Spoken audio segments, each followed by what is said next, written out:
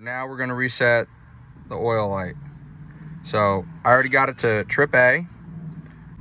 We're going to hold and press the odometer trip button, press the power button twice, and it should disappear. So let's do it. Odometer button there, press and holds. 1, 2.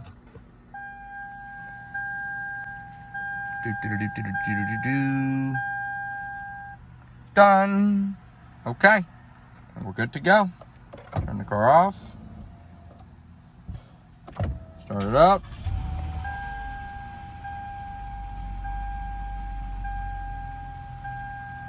There you go.